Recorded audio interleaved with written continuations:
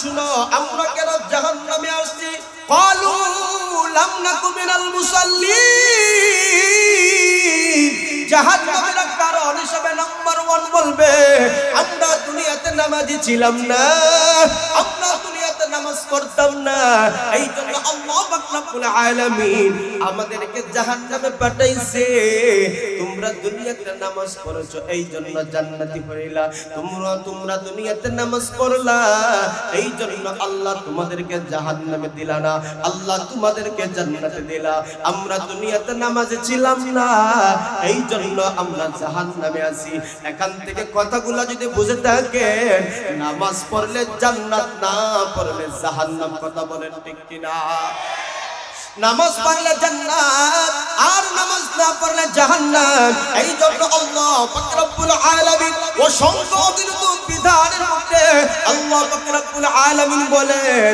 নামাজ হচ্ছে গুরুত্বপূর্ণ একটা ইবাদত যেই ইবাদতের কথা আল্লাহ পাক রব্বুল আলামিন পবিত্র কালামুল্লাহ শরীফের মধ্যে বারবার বলেছেন আকিমুস সালাহ তোমরা নামাজ কায়েম করো তোমরা নামাজ প্রতিষ্ঠিত করো ইন্নাস সালাতা তানহা আনিল ফাহশাই ওয়াল মুনকার আল্লাহ বলে বান্দারে সমাজে যদি নামাজ প্রতিষ্ঠিত হয়ে যায় সমাজে অশ্লীলতা থাকবে না সমাজে গর্হিত থাকবে না সমাজে চুরি থাকবে না সমাজে দুর্নীতি থাকবে না সমাজে ঘুষ থাকবে না সমাজে টেন্ডারবাজি থাকবে না সমাজে সুগুলখুরি থাকবে না সমাজে ব্যভিচার থাকবে না এই সমাজে নামাজ প্রতিষ্ঠিত হয়ে যায় এই সমাজটাকে আমার আল্লাহ শান্তির এক সমাজ বানায় দিবেন जिंदगी में बंदगी तो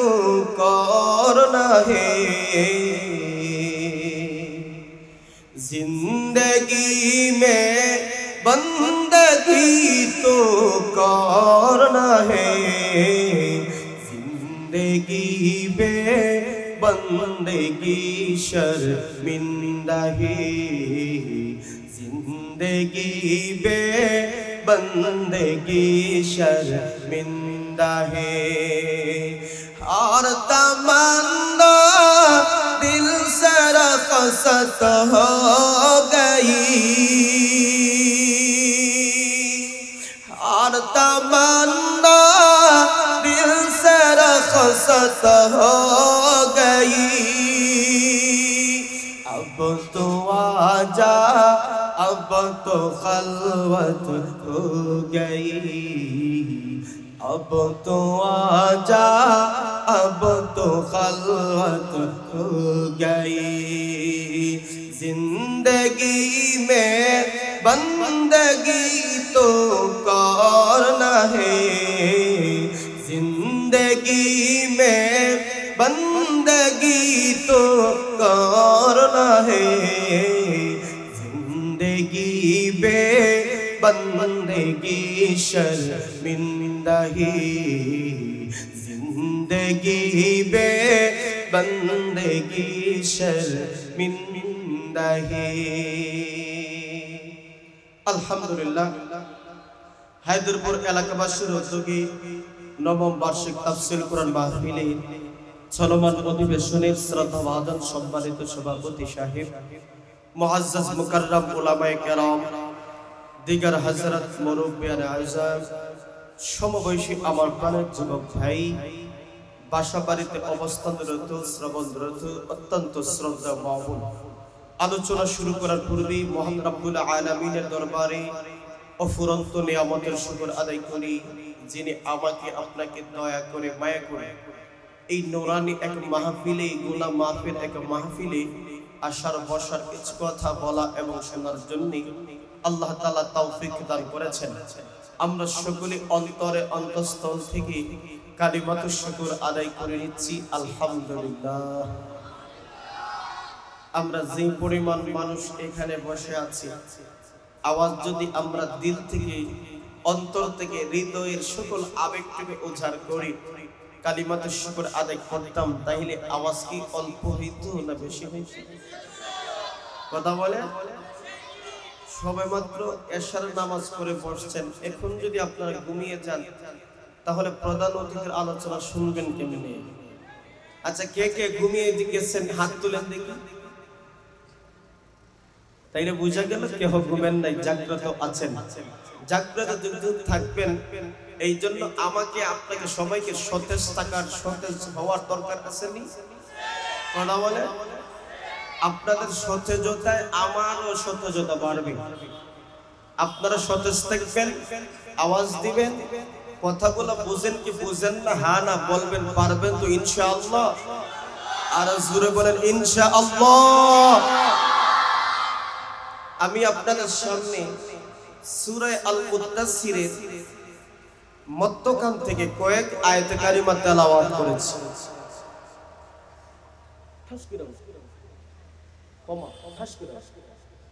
আলোচ্য আয়াতগুলোকে সামনে রেখে কিছু আলোচনা করার চেষ্টা করব।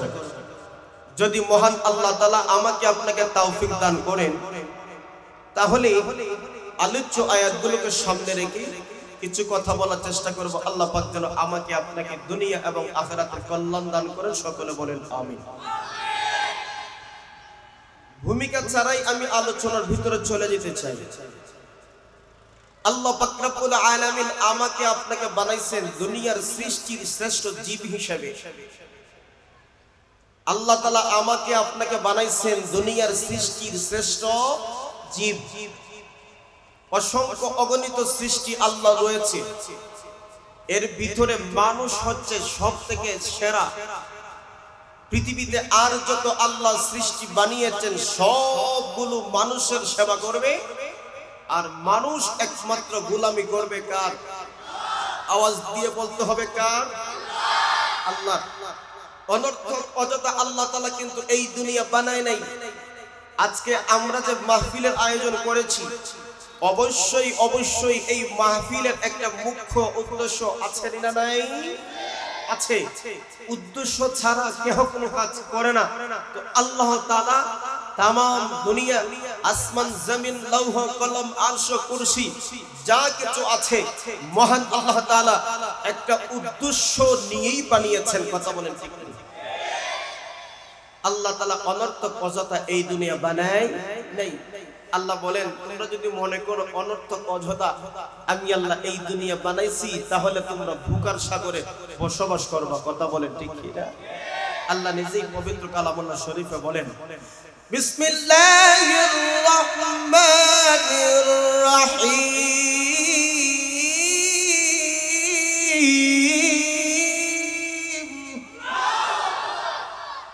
আফাহাসিবতুম আন্নামা খালাকনাকুম আবাসাও ওয়া আন্নাকুম ইলাইনা লা তুরজাউন।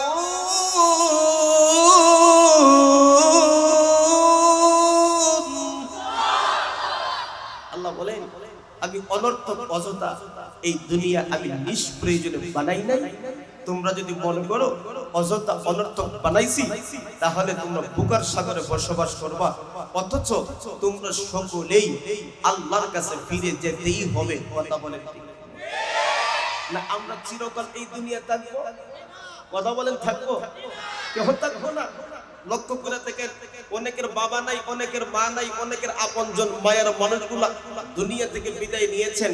এইগুলা আমাদেরকে শিক্ষা দেয় যে আমরা এই পৃথিবীতে চিরকাল থাকবো না, একদিন সবাইকে বিদায় নিতেই হবে। কথা বলেন ঠিক না? তাহলে অনর্থক অযথা বানায় নাই। আল্লাহ কেন বানাইছেন?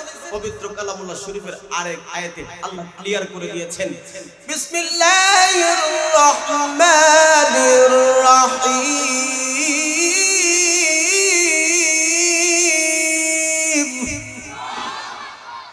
ওয়া মা খালাকাতুল জিন্না ওয়াল ইনসা ইল্লা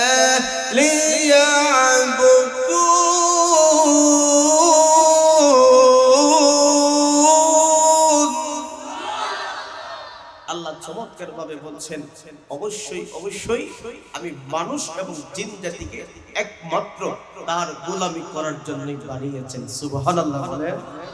তাহলে আমরা এই দুনিয়াতে আসার মুখ্য উদ্দেশ্য হচ্ছে গোলামি হবে কার? আর জোরে বলেন কার? আমাদের প্রভু কয়জন? আমাদের রব কয়জন? আজকে আপনি আমি বিভিন্ন দলে, বিভিন্ন গোষ্ঠী, বিভিন্ন দলে, বিভিন্ন সময়ে আমরা বিভক্ত হয়ে গেছি। এই জন্য আমাদের সমাজে মুসলমানের ঐক্য দিন দিন শুধু ধ্বংস হচ্ছে। কথা বলে ঠিক? আজকে আমরা মুসলমানরা ভাই ভাইয়ের মধ্যে মিল নেই, পরিবার পরিবারের মাঝে মিল নেই, এলাকায় এলাকার মাঝে মিল নেই, সমাজের মাঝে মিল নেই। তার একটাই কারণ হচ্ছে মুসলমানরা আল্লাহকে ভুলে গেছে, রাসূলকে ভুলে গেছে, আল্লাহ এবং আদর্শকে বাদ দিয়ে মন মতন জীবন চালায়। কথা বলতে কি? এই জন্য আমাদের আজকে ঐক্য নাই, আজকে আমরা বিভ্রান্ত হয়ে গেছি। এই জন্য আসুন, আল্লাহ বলেন তোমরা ঐক্য গ্রহণ করো, তোমরা এক হও, একসাথে থাকো, তাহলে কোনো বাতিল, কোনো মুশরিক বেঈমান তোমাদেরকে কোনো কিছু করতে পারবে। তো আমাদেরকে আল্লাহ বানাইছেন একমাত্র তার গোলামি করার জন্য, তার বন্দেগী করার জন্য, কিন্তু আমরা আল্লাহকে ভুলে গেছি। কিন্তু যখন আমরা কবর জগতে যাব, সেই দিন আমরা আফসোস করব। সেই দিনকে আফসোস করলে কোনো কাজ হবে না। এই জন্য আল্লাহ বলেন জান্নাতীরা জান্নাতে যাবে, জাহান্নামীরা জাহান্নামে যাবে। তাদের মধ্যে একটা কথাবার্তার আল্লাহ ব্যবস্থা করে দিবেন। জান্নাতীরা জান্নাতে যারা আছে, জাহান্নামীরা জাহান্নামে আছে। জান্নাতীরা একদিন আল্লাহকে বলবেন, মাওলা আমরা জান্নাতে আসলাম, কিন্তু আমার বন্ধুকে দেখছি না, আমার ভাইকে দেখছি না, আমার সমাজের অনেক মানুষ ছিল, অনেক প্রতিবেশী ছিল, তাদেরকে তো আমরা জান্নাতে দেখছি না। তারা বলবে কোথায়, তারা কোথায় আছে? আল্লাহ বলবেন তারা জাহান্নামে গেছে। সেই দিন জান্নাতীরা বলবে, আল্লাহ একটু ব্যবস্থা করেন না, আমরা তাদের সাথে একটু দেখা করতে চাই। আল্লাহ সেই দিন জান্নাতী এবং জাহান্নামীদেরকে একসাথে বসার তৌফিক দিবেন, সাক্ষাতের সুযোগ করে দিবেন। সেই দিন জান্নাতীরা জাহান্নামীদেরকে বলবে, ভাই একসাথে দুনিয়াতে ছিলাম, একসাথে বাজারে ছিলাম, একসাথে মাঠে ছিলাম, একসাথে ব্যবসা করেছি, একসাথে সব কিছু করেছি, আজকে আমরা জান্নাতী আর তোমরা জাহান্নামী। কেন, কিসের কারণে তোমরা জাহান্নামে গেলা একটু বলো। সেই দিন জাহান্নামীরা চারটা কারণ বলবে। কয়টা কারণ? কথা বলেন কয়টা? চারটা কারণ বলবে। সেই চারটা কারণে তারা জাহান্নামে গেছে। এই চারটা কারণ অবশ্যই আমরা আমাদের জীবন থেকে মুছে ফেলতেই হবে। কথা বলেন ঠিক কিনা? এই জন্য আল্লাহ পাক রব্বুল আলামিন বলেন, কুল্লু নাফসিন বিমা কাসাবাত রাগিনা ইল্লা আসহাবাল ইয়ামিন ফি জান্নাতিন ইয়াতাসাআলুন আনিল মুজরিমিন মা সালাকাকুম ফি সাকার। জান্নাতীরা জাহান্নামীদেরকে বলবে, ভাই কিসের কারণে তোমরা জাহান্নামে গেলা? কিসের কারণে তোমরা জাহান্নামে গেলা? একসাথে বাজারে ছিলাম, একসাথে হাটে ছিলাম, একসাথে ময়দানে ছিলাম, একসাথে কত খেলাধুলা করলাম, একসাথে আমরা কত আনন্দ ফুর্তি করলাম। আজকে আমরা জান্নাতে আর তোমরা গেলা জাহান্নামে। কারণগুলা কি? জাহান্নামীরা সেই দিন ডাক দিয়া বলবে, হে জান্নাতি ভাই ভালো করে শুনো, আমরা কেন জাহান্নামে আসছি? ক্বালু লাম নাকু মিনাল মুসাল্লিন। জাহান্নামের কারণ হিসেবে নাম্বার 1 বলবে, আমরা দুনিয়াতে নামাজি ছিলাম না, আমরা দুনিয়াতে নামাজ পড়তাম না। এই জন্য আল্লাহ পাক রব্বুল আলামিন আমাদেরকে জাহান্নামে পাঠাইছে। তোমরা দুনিয়াতে নামাজ পড়েছো, এই জন্য জান্নাতি হইলা। তোমরা দুনিয়াতে নামাজ পড়লা, এই জন্য আল্লাহ তোমাদেরকে জাহান্নামে দিলা না, আল্লাহ তোমাদেরকে জান্নাতে দিলা। আমরা দুনিয়াতে নামাজে ছিলাম না, এই জন্য আমরা জাহান্নামে আছি। এখান থেকে কথাগুলো যদি বুঝে থাকেন, নামাজ পড়লে জান্নাত, না পড়লে জাহান্নাম। কথা বলেন ঠিক কিনা? নামাজ পড়লে জান্নাত আর নামাজ না পড়লে জাহান্নাম। এই জন্য আল্লাহ পাক রব্বুল আলামিন অসংখ্য বিধানের মধ্যে আল্লাহ পাক রব্বুল আলামিন বলেন, নামাজ হচ্ছে গুরুত্বপূর্ণ একটা ইবাদত। যে ইবাদতের কথা আল্লাহ পাক রব্বুল আলামিন পবিত্র কালামুল্লাহ শরীফের মধ্যে বারবার বলেছেন, আকিমুস সালাহ, আকিমুস সালাহ। তোমরা নামাজ কায়েম করো, তোমরা নামাজ নামাজ প্রতিষ্ঠিত করো। ইন্নাস সালাতা তানহা আনিল ফাহশাই ওয়াল মুনকার। আল্লাহ বলে বান্দারে সমাজে যদি নামাজ প্রতিষ্ঠিত হয়ে যায়, সমাজে অশ্লীলতা থাকবে না, সমাজে গর্হিত থাকবে না, সমাজে চুরি থাকবে না, সমাজে দুর্নীতি থাকবে না, সমাজে ঘুষ থাকবে না, সমাজে টেন্ডারবাজি থাকবে না, সমাজে সুগুলখুরি থাকবে না, সমাজে ব্যভিচার থাকবে না। যেই সমাজে নামাজ প্রতিষ্ঠিত হয়ে যায়, এই সমাজটাকে আমার আল্লাহ শান্তির এক সমাজ বানায় দিবেন। আজকে মুসলমানের ঘরে নামাজ নাই, নামাজি নাই। বাবা নামাজ পড়ে, মা নামাজ পড়ে না, মা নামাজ পড়ে, মেয়ে নামাজ পড়ে না, মেয়ে নামাজ পড়ে, ভাই নামাজ পড়ে না। এই জন্য লক্ষ্য করে দেখেন, যদিও বাবা নামাজি হয়, স্ত্রী নামাজি নাই, আছে না নাই? স্বামী নামাজ পড়ে, বিবি নামাজ পড়ে না, স্বামী স্ত্রী দুইজন নামাজ পড়ে, কিন্তু ছেলে মেয়ে নামাজ পড়ে না, এরকম আছে না নাই? আমার প্রাণের বন্ধুগণ, দিল থেকে কথাগুলা বুঝেন, দিল থেকে কথাগুলা শুনেন। জাহান্নামীরা বলবে, জান্নাতি ভাই আমরা কেন জাহান্নামে আসলাম? কারণ একটাই, আমরা দুনিয়াতে নামাজ পড়ি নাই, এই জন্য আল্লাহ তাআলা নামাজ না পড়ার কারণে জাহান্নামে দিবেন। এখান থেকে একটা জিনিস ক্লিয়ার হয়ে গেল, নামাজ না পড়লে জাহান্নামী, নামাজ পড়লে জান্নাতি। কথা বলেন ঠিক কি না? তো আমরা জান্নাতি দলে থাকতে চাই কি চাই না? আর জুরামান জান্নাতি দলে থাকতে চাই না। জান্নাত হলো চির সুখের জায়গা, জান্নাত হলো আরাম আয়েশের জায়গা, জান্নাত হলো মুমিন বান্দা বান্দীদের আরাম আয়েশের জায়গা। এই দুনিয়াতে কষ্ট করবা, আখিরাতে আমার আল্লাহ তোমাকে জান্নাতে বানায় দিবেন। একজন মানুষ যদি জান্নাতে যায়, ওই বান্দা বান্দির কোনো টেনশন থাকবে না, চিন্তা থাকবে না। তাইলে আমরা নামাজ পড়ে পড়ে জান্নাতি হতে চাই কি চাই না? জায়গা কোথায়? জান্নাতে, জান্নাতি। এই জন্য নামাজ পড়লে জান্নাতি, নামাজ না পড়লে জাহান্নামী। আমার প্রাণের বন্ধুগণ, আল্লাহ পাক রব্বুল আলামিন পবিত্র কালামুল্লাহ শরীফের ভিতরে একাধিক জায়গায় সেগুলো নামাজ কায়েমের কথা বলছেন। সমাজে যদি নামাজ প্রতিষ্ঠিত হয়ে যায়, এই সমাজে অশ্লীলতা গর্হিত কোনো কাজ থাকবে না। এই জন্য লক্ষ্য করে দেখেন, কিছু কিছু মানুষ নামাজ পড়েও জাহান্নামে যাবে। আপনারা বলবেন, হুজুর নামাজ না পড়ার কারণে জাহান্নামী হয়ে যায়, কিন্তু নামাজ পড়লে জান্নাতি। নামাজ পড়ে আবার কেমনে জাহান্নামে যায়? আল্লাহ পাক রব্বুল আলামিন পবিত্র কালামুল্লাহ শরীফে উল্লেখ করে দিয়েছেন, ফাওয়াইলুল লিল মুসাল্লিন আল্লাযীনা হুম আন সালাতিহিম সাহুন আল্লাযীনা হুম ইউরাউন। আল্লাহ পাক রব্বুল আলামিন বলেন, সমাজের মধ্যে কয়েক ধরনের নামাজি আছে না নাই? কিছু কিছু নামাজি আছে মৌসুমী নামাজি। কথা বলেন না ঠিক কি না? কিছু কিছু মুসল্লি আছে মৌসুমী নামাজি, শুক্রবারে নামাজে আসে। কথা কোন ঠিক কি না? কিছু কিছু নামাজি আসে শুক্রবারে নামাজে আসে, কিছু কিছু নামাজি আসে শবে বরাতে নামাজে আসে, কিছু কিছু নামাজি আসে লাইলাতুল বরাত মেরাজের রজনীতে নামাজে আসে, কিছু কিছু নামাজি দেখা যায় দুই ঈদের নামাজে আসে। আবার কিছু কিছু মানুষ আছে, মুসলমান আছে, কি শুক্রবার কে লাইলাতুল বরাত, কি শবে মেরাজ, কি রমজান, ঈদের নামাজ পর্যন্ত পড়ে না। সমাজে আসেনি? এটা হলো বাস্তব কথা। ও ভাই, ও ভাই, আল্লাহ পাক রব্বুল আলামিনের কঠিন ময়দানে সর্বপ্রথম যেই বিষয়ের হিসাবটা আমার আল্লাহ নেবেন, সেই দিন নামাজের হিসাবটা নেবেন। সেই দিন বলবেন, বান্দা তুই নামাজের হিসাব দে। আপনি আমি যারা দুনিয়াতে নামাজ পড়ি না, দেখেন কেমনে আমরা নামাজের হিসাবটা দিব। আজকে সমাজে নামাজি নাই। আজকে মসজিদগুলো কত সুন্দর করে সাজানো, আজকে মসজিদগুলো কত সুন্দর করে সাজিয়ে আমরা রেখেছি। অতিরিক্ত গরম হইলে এসির প্রয়োজন, এসি লাগানো হইল, তারপরেও মুসল্লি পাওয়া যায় না। কথা বলেন ঠিক কিনা?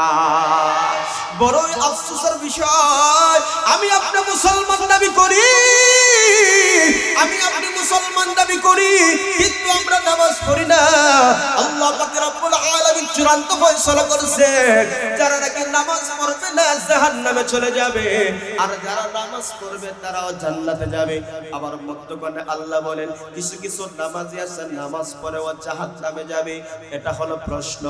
আল্লাহ বলেন ফাওয়াইলুল লিল মুসাল্লিন আল্লাযিনা হুম আন সালাতিহিম সাহুন আল্লাযিনা হুম ইরাউন।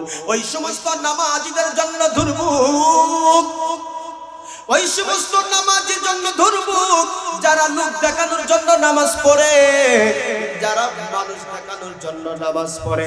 এক নম্বর হলো নামাজে অমনোযোগী, দুই নম্বর হলো লোক দেখানোর নামাজ। আমরা কিন্তু অনেকে নামাজ পড়ি খুশু হুজুর সাথে নামাজগুলো আদায় করি না। কথা কোন ঠিক নেই? নামাজ পড়ে মশা কামড় দিয়েছে তা পাওয়া দেয়, কথা বলে ঠিক নেই। আবার অনেক মানুষের নামাজের মধ্যে কইয়াই ফেলে যে মোটা মশা, কথা কোন ঠিক নেই? নামাজের মধ্যে কথা বলা যাইব? কথা বলার না কেন? নামাজের মধ্যে কথা বলা যায়। কিছু কিছু নামাজি এরকম আছে নামাজে মনোযোগী নাই, নামাজে মনোযোগী নাই, নামাজ পড়ি ঠিকই কিন্তু নামাজে আমাদের মনোযোগী থাকে না। অথচ আল্লাহ পবিত্র কালামুল্লাহ শরীফে বলেন কাদ আফলাহাল মুমিনুন আল্লাযীনা হুম ফি সালাতিহিম খাশিউন। আল্লাহ পাক রব্বুল আলামিন বলেন সফল মুমিন তো তারা যারা নামাজে খুশু হুজুর সাথে আদায় করে, যারা নামাজে একাগ্রতার সাথে আদায় করে।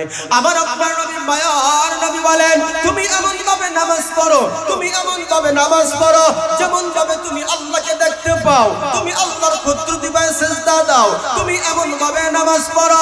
কিন্তু এই দুনিয়ার ভিতরে, এই দুনিয়ায় এই চর্মচক্ষু দ্বারা আল্লাহকে দেখা যায় না, আল্লাহকে তুমি দেখতে পাইবা না। দেখতে যদি হয় অবশ্যই জান্নাতের দরকার, এই দুনিয়াতে আল্লাহকে দেখতে পাইবা না। অপরপক্ষে আল্লাহর নবী মায়ার নবী বলেন তাইলে তুমি মনে করো তুমি যে নামাজ পড়ো, তুমি নামাজ পড়ো, তুমি যে আল্লাহর কুদরতি পাবে সিজদা দাও, তুমি যে নামাজ পড়ো আল্লাহকে তুমি দেখতে পাও না, কিন্তু এই কথাটা মনে রাখো আমার আল্লাহ আমাকে দেখতেছে। এই দুনিয়াতে আমরা দেখি রাজা বাদশার সামনে যখন মানুষ দাঁড়ায়, এমপির সামনে যখন দাঁড়ায়, চেয়ারম্যানের সামনে যখন দাঁড়ায়, কাউন্সিলর সামনে যখন দাঁড়ায়, আদবের সাথে কথাগুলো বলে কি বলে না? এমপি মন্ত্রী বড় বড় লোকের সামনে যখন দাঁড়ায় আদবের সাথে কথা বলা করে, নড়াচড়া করে না। কারণ কোন সময় নাকি বেয়াদবি, কথা কন না, কোন সময় নাকি বেয়াদবি হয়ে যায়। এই জন্য কথাবার্তার মধ্যে সরলতা, কথাবার্তার মধ্যে মাধুর্যতা এনে ফেলে, চলাফেরার মধ্যে মাধুর্যতা এনে ফেলে। এই জন্য আল্লাহ পাক রব্বুল আলামিন বলেন তুমি দুনিয়ার এমপি বাদশার সামনে দাঁড়াইলা, তুমি একবারে নত হয়ে যাও, নত হয়ে যাও। কিন্তু এমপি মন্ত্রীর মালিক যিনি আল্লাহ, আমার আল্লাহর সামনে তুমি দাঁড়াইলা, কিন্তু তুমি হেল্লাদুল্লাহ পোশাক নিয়ে তুমি খেলাধুলা করলা, নামাজে তুমি মনোযোগী হইলা না। আমার আল্লাহ পাক রব্বুল আলামিন বলেন এই ঢঙের নামাজ আমি চাই না, এই ঢঙের নামাজ আমি চাই না। এই সমস্ত নামাজীদের জন্য আল্লাহ বলেন ফাওয়াইলুল লিল মুসাল্লিন।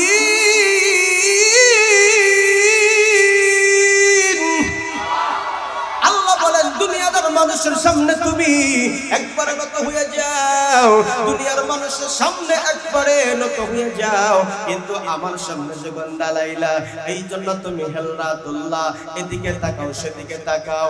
আবার পোশাক মাটির মধ্যে পড়ে যায় কি যায় না, আবার তুমি কাপড় থেকে ময়লাগুলা ঝাড়ো। এরকম অমনোযোগী মুসল্লি আছে না নাই? আল্লাহ বলেন এমন অমনোযোগী মুসল্লি তারা নামাজ পড়ে জাহান্নামে যাবে। তারা নামাজ পড়ে কি জাহান্নামে যাবে। তাইলে নামাজে মনোযোগী আনার দরকার আছে না নাই? আপনি আমাদের সমাজে এমনও নামাজি আছে, এমন মুসল্লি আছে 4 রাকাত নামাজে 2 মিনিটে শেষ। কথা বলেন ঠিক নেই? এমনও মুসল্লি আছে 4 রাকাত নামাজ 2 মিনিট লাগে পড়তে। আমার বন্ধুগণ আলহামদুলিল্লাহ পড়তে হয়, অন্য একটা সূরা মিলাইতে হয়, সুবহানা রাব্বিয়াল আ'লা, সুবহানা রাব্বিয়াল আযীম, তাশাহুদ পড়তে হয়, দুরূদ শরীফ পড়তে হয়, দোয়া মাসুরা পড়তে হয়, আর অনেক আনুষঙ্গিক কেরাতগুলো আছে পড়তে হয়। এই সমস্ত কেরাতগুলো পড়তে তো সময় দরকার আছে না নাই? ও মুসলমান, তুমি যে তাড়াহুড়া করে নামাজ পড়ো, এই নামাজ তোমার হিসাবে আসবে কিনা, এই নামাজের ফায়দা তোমার হবে কিনা? আল্লাহর নবী মায়ার নবী বলেন হে সাহাবীরা বলো সবচাইতে দুনিয়ার মধ্যে সবচাইতে বড় চোর কি? সাহাবীরা উত্তর দিল, ইয়া রাসূলুল্লাহ, আমরা তো মনে করি দুনিয়ার মধ্যে সবচাইতে বড় চোর হলো টাকাগুলা চুরি করে, দামি দামি জিনিসগুলা চুরি করে, এরাই হলো সবচাইতে বড় চোর। আল্লাহর নবী মায়ার নবী বলেন, না না না, এরা সমাজে বড় চোর না, বড় চোর না। আল্লাহর নবী বলেন, যারা নামাজে চুরি করে। সাহাবা কেরাম ডাকতে বলল, ইয়া রাসূলুল্লাহ, নামাজে কেমনে আবার চুরি হয়? নামাজে কেমনে আবার চুরি হয় বুঝতাম না। আল্লাহর নবী মায়ার নবী বলেন, নামাজে কেমনে চুরি হয় জানোনি? রুকু সঠিকভাবে আদায় করে না, সিজদা সঠিকভাবে আদায় করে না, কেরাতগুলো সঠিকভাবে পড়ে না, এরাই হলো নামাজ চোর। কথা বলেন ঠিক নেই? আজকে আমাদের সমাজে নামাজ চোর আছে না নাই? এমন কিছু নামাজি ভাই মসজিদে ঢুকে সকলের শেষে বাহির হয় সকলের আগে। কথা বলেন ঠিক কিনা? এই জন্য এই নামাজ পড়া জাহান্নামে যাবে। 3 নম্বর হলো লোক দেখানো নামাজ।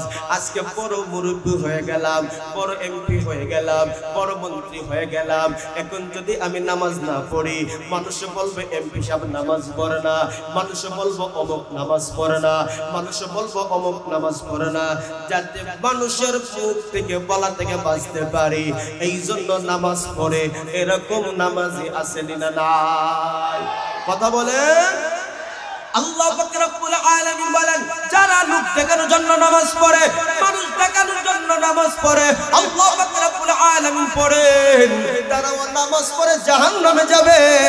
এই জন্য আল্লাহর নবী মায়ার নবী বলেন, তুমি নামাজগুলো আদায় করো, সুন্দর করে আদায় করো, একাগ্রতার সাথে আদায় করো। এই নামাজ যদি আমরা সঠিকভাবে আদায় করতে পারি আমার জীবনের হিসাবটা পাল্টে যাবে। আমার ব্যবসায় বরকত হয় না, ব্যবসায় বরকত হবে। আমার চাকরিতে বরকত হয় না, নামাজ যদি সঠিকভাবে পড়ি চাকরিতে বরকত হবে। শুধু তাই না, শুধু তাই না, বিপদে পড়ি, মুসিবতে পড়ি, সঠিকভাবে নামাজগুলো আদায় করলে বিপদ মুসিবত থেকে উদ্ধার করবেন তিনি কে?